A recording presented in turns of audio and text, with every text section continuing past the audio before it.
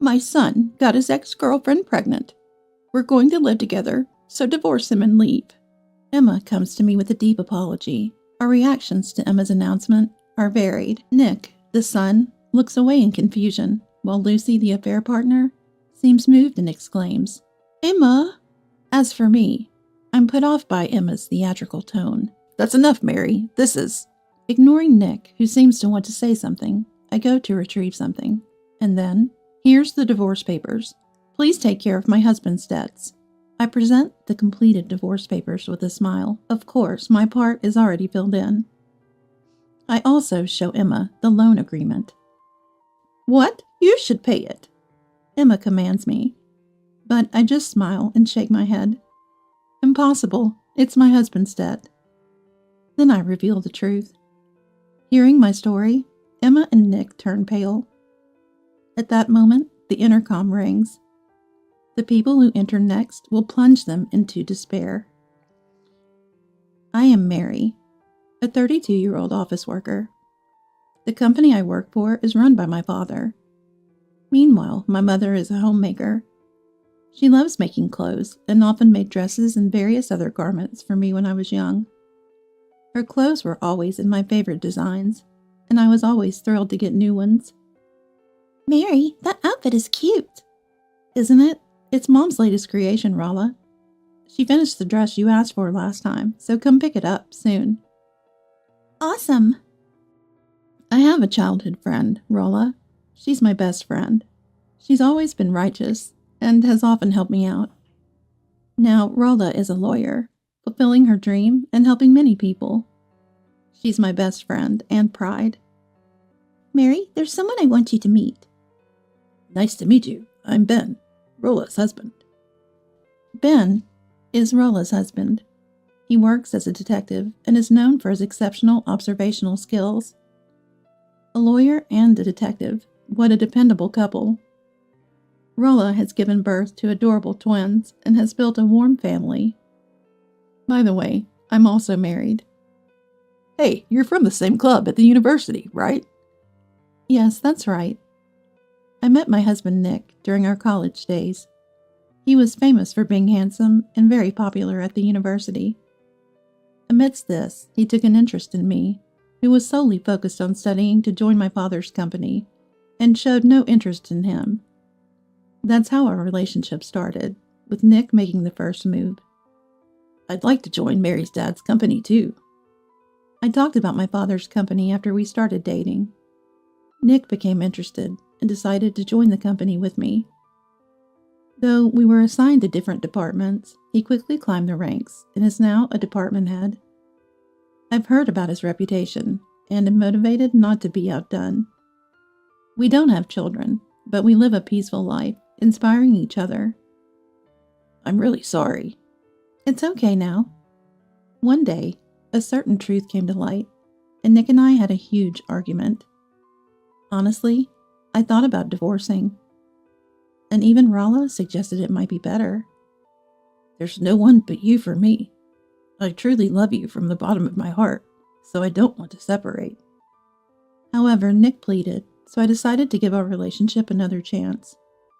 Since then, Nick has changed, treating me with utmost care. He even started actively helping with household chores, which led me to forgive him.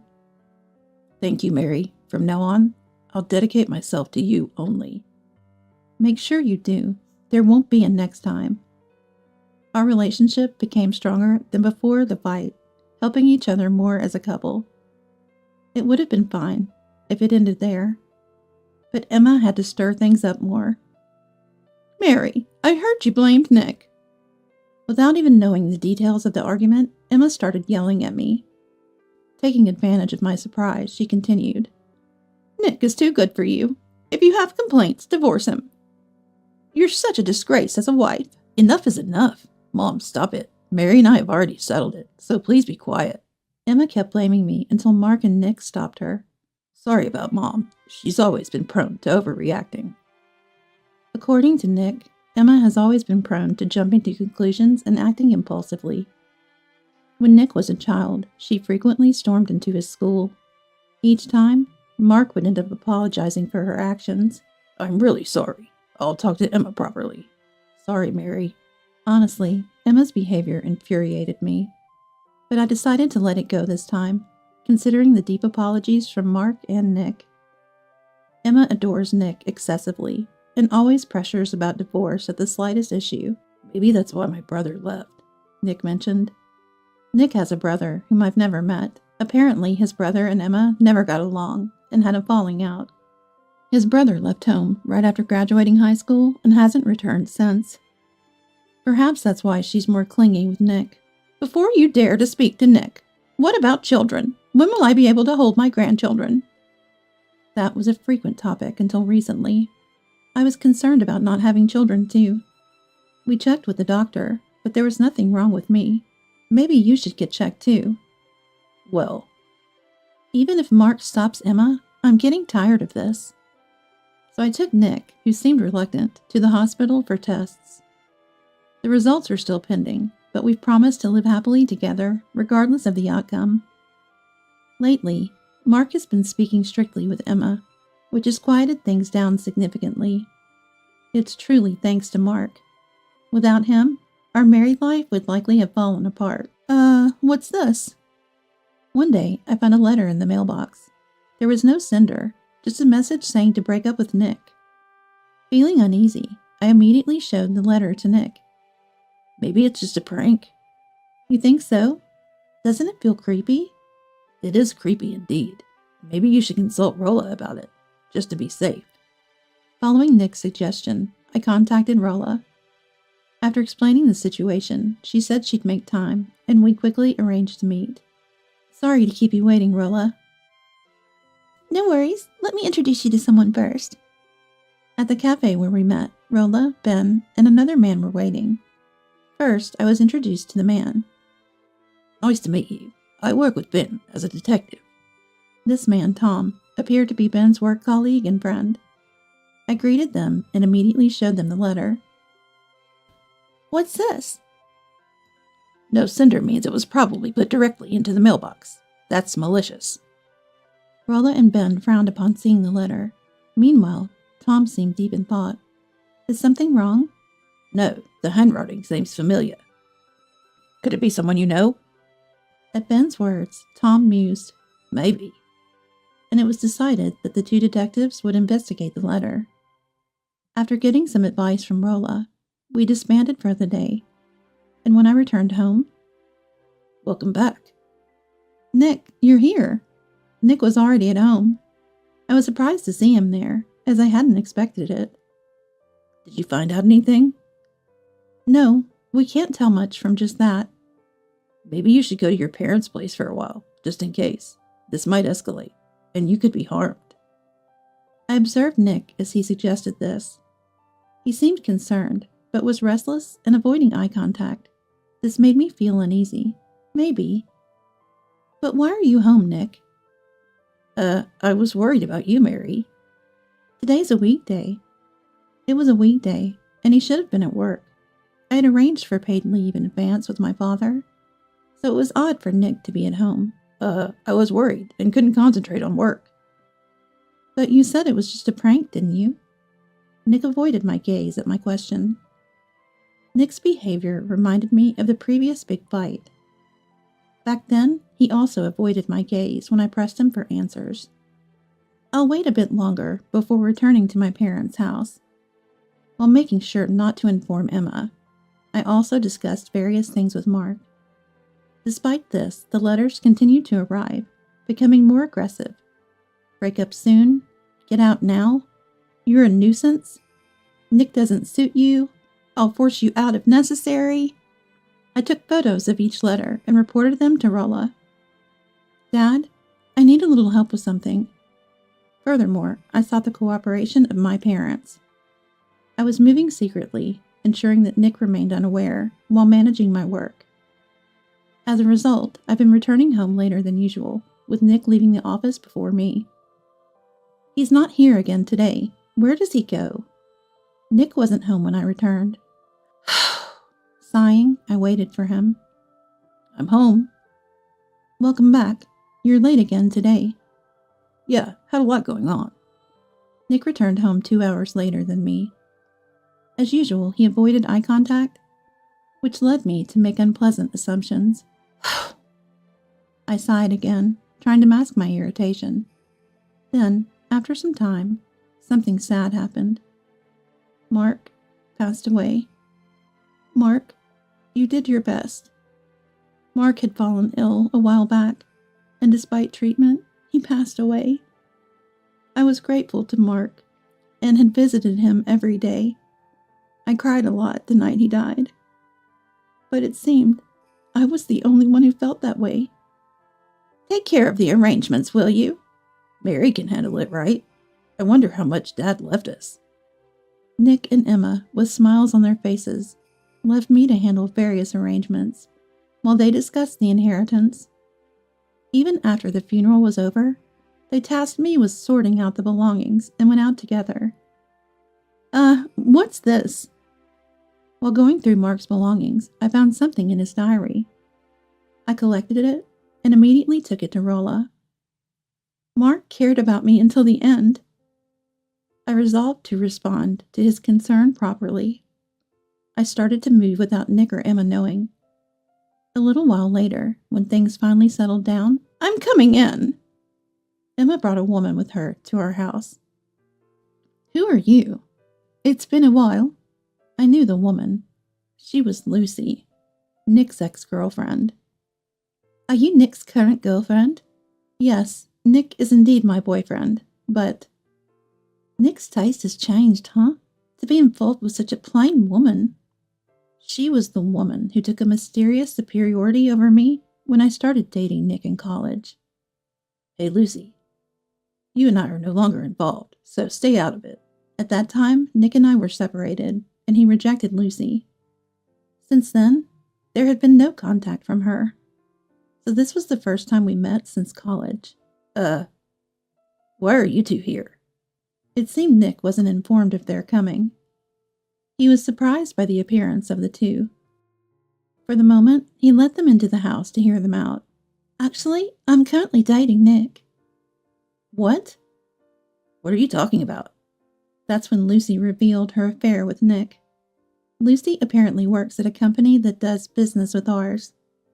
About a year ago, she and Nick reconnected at a business meeting, and from there, they developed a physical relationship. I'm pregnant with Nick's child. No, Mary, this isn't true. Lucy's announcement left Nick desperately trying to explain, his face turning pale. In contrast, I remained calm. What are your intentions?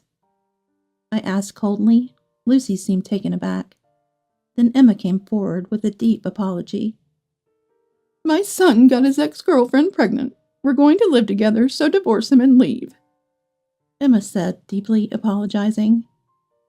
Our reactions to Emma's words were varied. Nick, her son, looked away in confusion, and Lucy, the mistress, seemed touched and said, Emma? And I was repulsed by Emma's theatrical words. Well, Mary, this is... Ignoring Nick, who seemed to want to say something, I went to get something, and then...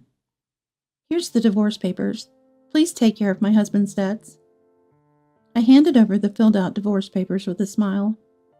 Of course, my part was already filled in. I also showed Emma the loan agreement. What?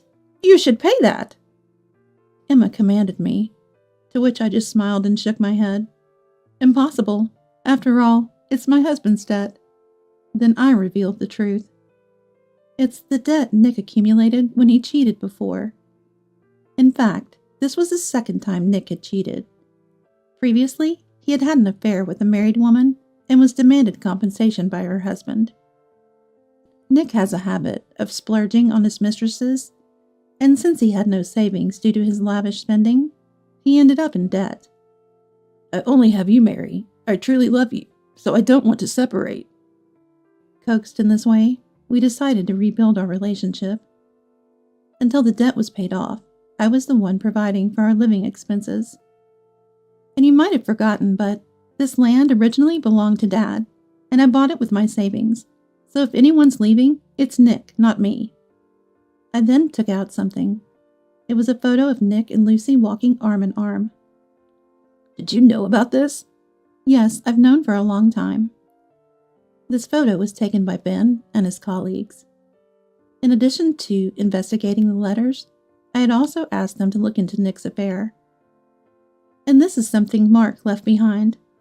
Next, I presented a copy of the exchange between Emma and Lucy. It detailed Lucy's affair with Nick and Emma's support of it. How did you get this? It was tucked away in Mark's diary. Mark knew Nick was having an affair, and instead of stopping it, Emma was helping, so he kept this as evidence. My words turned Emma's face pale. I will divorce, but I won't give up this house, and I'll demand a substantial compensation. Looks like more debt for you. Hearing my words, Emma and Nick's faces turned pale. Just then, the intercom rang. The people who entered next would plunge them into despair. I was waiting for you, Rolla. Sorry to keep you. The ones who entered were Rolla and her team. In fact, I had contacted Rolla as soon as Emma and her group barged in. Tom? Lucy turned pale upon seeing Tom's face. Long time no see. Finally found you. To Lucy, Tom turned with a smile. Actually, Lucy and Tom were ex-spouses. However, Lucy had cheated, leading to their divorce. Lucy had been avoiding paying compensation at the time. That's why her face turned completely pale now. Tom? Can't believe it. You're Tom. Long time no see. I didn't know this, but Tom turned out to be Nick's brother, with whom Emma didn't get along. Tom looked at Nick and Emma with a cold gaze. You still enjoy hurting people, I see. Let's go. With that, Tom urged me to leave. I then left the house with Tom and Rolla's group. Wait. Pack your things and leave within a week. Otherwise, I'll sue. I said this and left with just the essentials. Oh, that's right. I have to say that too. I turned back to Nick one last time. How did you, being infertile, manage to get her pregnant? What? Leaving them dumbfounded by my statement, I headed to my parents' house with everyone. That was tough. Good work. Take it easy and rest. My parents warmly welcomed me, having been informed beforehand. We then discussed what to do next. But who would have thought Nick was infertile? That's why we never had kids, despite being intimate. Yes, Nick was actually infertile. I found out through a medical examination, but I hadn't had the chance to tell Nick due to the letter incident and Mark's funeral. So the child in Lucy's womb isn't Nick's. And I've been divorced for over a year, so it's not mine either. In a way, they're a well-matched couple. A couple both involved in affairs. I checked my phone, which had notifications turned off. There were dozens of missed calls from Nick and Emma. Messages too, asking me to come back, wanting to talk. Did they contact you? Show me. Here. I handed my phone with a stern face to my father. Just then, a call from Nick came through. Father pressed the talk button. Mary, explain everything. What's going on? Thinking I had answered, Nick started talking nonstop. Everyone frowned at his words. What do you mean I'm infertile? That seemed to be his main concern. Nick continued. Let me stay in this house. You're all I have. Without waiting for my response. His words, clearly audible, even without the speaker, left me more dismayed than angry. You seem to underestimate my daughter quite a bit. My father spoke up. Nick's voice stopped. I've heard everything. Remember your place in the company. No, please, not a dismissal. Wait, that's not what you tell me. Lucy's voice cut in. Apparently, Nick had told her he was the next company president. So I chose Nick as the father. Without that, it's meaningless. So the child isn't mine? You're infertile, right? Then it's not. Who knows who the father is? Nick's blame toward her was audible, and they seemed to be arguing even over the phone. Please, do something about this. Then Emma's voice came through. My mother took the phone from my father. "Hello, it's been a while." "That voice, Mrs.?" Emma sounded surprised upon hearing my mother's voice. Recently my mother had started a sewing class, and Emma was her student. "Please don't call me teacher anymore. I don't want someone like you as my student." "What?" Emma seemed to genuinely respect my mother. She screamed, and my mother silently hung up the phone and handed it back to me.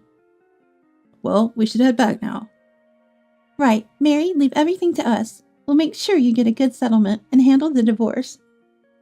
With those reassuring words, Rolla and Ben left. I thought Tom was leaving too, but he stopped and looked at me.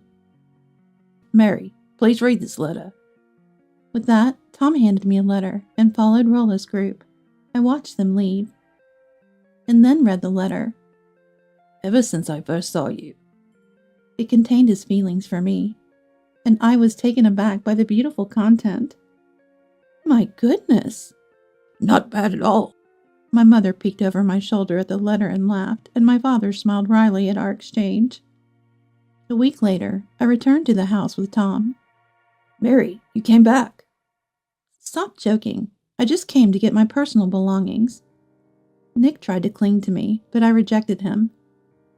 It seemed only Nick and Emma were still squatting in the house. I glared at Nick. "Did Rolla tell you? Hurry up and leave this house." Thanks to Rolla's help, our divorce had been finalized recently. Furthermore, she had asked them to move out immediately, and the house was to be put up for sale in a month. "But about that, can't you reconsider? Don't come near her." As Nick approached me, Tom pulled me close and shielded me. Nick's face contorted as Tom embraced my shoulder. "You cheated, after all you accused me of?" "Unfortunately, we're not dating yet." I denied Nick's words and looked at Tom. "Well, I intend to respond." "Really? Oh, that makes me so happy." Tom smiled at my words, contrasting with Nick's look of despair. Then Emma intervened. "That's awful. Poor Nick." "How strange. You were the one who wanted this from the start, weren't you?" Emma fell silent at my words, seemingly remembering her own insistence on divorce. "Lucy seems to be your favorite after all." "Well," Emma looked away, unable to face the truth. "I thought it was typical of them to avoid eye contact when things got uncomfortable, like parent, like child. Ah, and by the way, Rolla has a will from Mark." "What?" "It will be open tomorrow, so please be at the designated place." My task for the day was done. The next day, we opened Mark's will at Rolla's office. What was written in the will was, "What? The inheritance goes to Tom and Mary?" The will left everything to Tom and me. Nick's share had been converted into a lifetime gift in the form of debt repayment.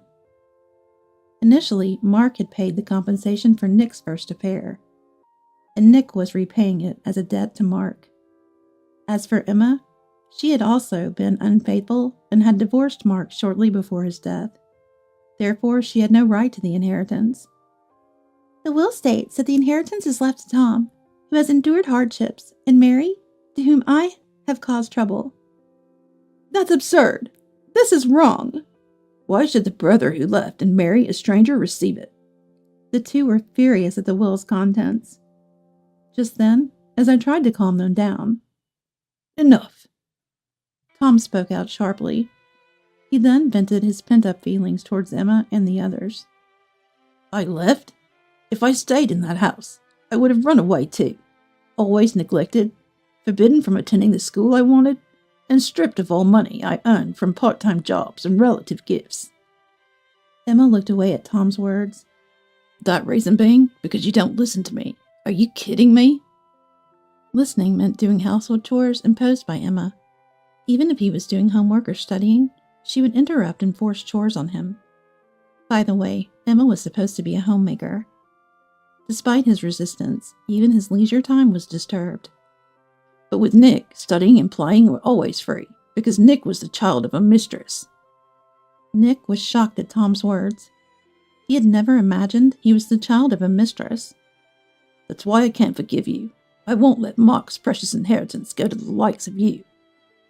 As Tom declares this, Emma's shoulders slumped. Nick stood there stunned. Parent and child both unfaithful, and the mistress also cheating with another man? Such a like-minded family. My words were met with no rebuttal. Later, Nick and Emma apparently moved to an old apartment. Nick, of course, was fired from his company. He was climbing the corporate ladder. I'm the son of the company president. I'll be the next president. Listen to me. He had been boasting around and taking credit for others' works. Nick, a habitual womanizer, had been approaching various women in the company. He was fired after a colleague from his department complained and was caught cheating with Lucy during work hours. On the day I first consulted Rolla and the others, Nick had taken leave to meet Lucy and knew about the letter before I did. The sender of that letter was Lucy. Lucy's handwriting is distinctive. That's how I knew. Lucy dug her own grave, trying to break us up, and Nick was returning home late because he was seeing her. As a result, he was fired, and now leads a poor life due to the debt incurred from paying me compensation.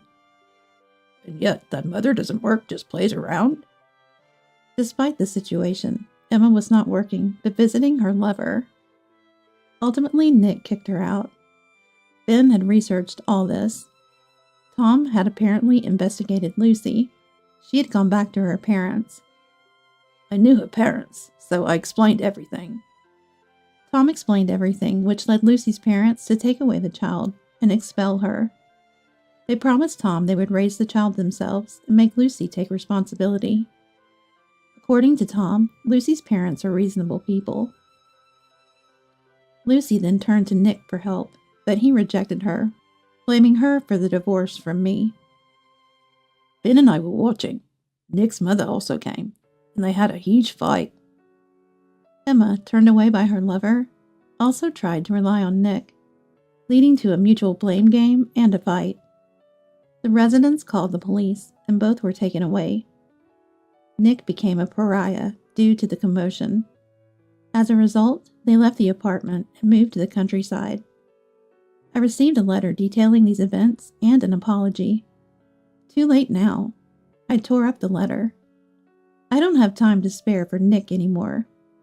Starting today, it's going to be busy again. Don't overdo it. I'm starting in a new department from today. Actually, the next president was supposed to be me, not Nick. I'm currently experiencing various departments for an overall grasp of the company. Therefore, I don't hold a position yet. I'm scheduled to take up a post after this phase. Recently, the client was pleased with our work. That made me happy too. Tom's work seems to be going well. Recently, we started cohabitating in a new house. His detective office is nearby, and usually Tom comes home first. Unlike Nick, Tom prepares dinner and greets me with a smile. I'm grateful to him every day. Tom has worked hard until now. When I decided to date Tom, Ben told me a lot. How much he had struggled since leaving home, how heartbroken he was by Lucy's betrayal.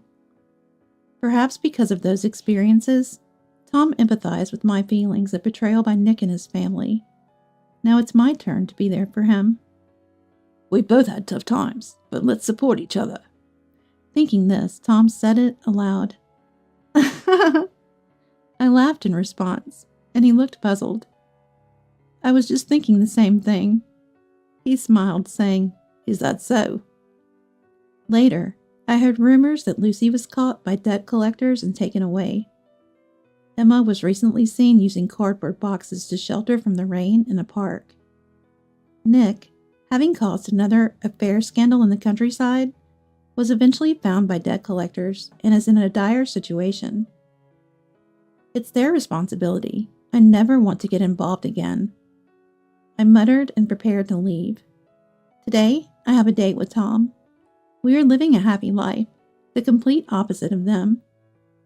Perhaps I should be thankful for being brought together with Tom. Thinking this, I headed to meet Tom. After a while, Tom proposed to me. I will make you happy. Will you marry me? Yes, gladly. I'll make you happy too. I happily agreed and we got married. Soon after, I discovered I was pregnant. Now I can finally let my parents hold their grandchild. That's when I thought, Tom, you truly are a remarkable person. My father praised Tom. Tom teared up. What's wrong? I'm sorry, just reminded me of my father. Surprised and flustered, my father was watched with laughter by my mother and me. Then, I gave birth to a beautiful son. Tom is actively involved in household chores and childcare, which is a great help. My parents also care for us, allowing me to raise my son without any worries. I'm so happy right now. Me too. We smiled at each other. We vowed to protect this happiness for our beloved child. And so, we continued our journey, committed to our promise.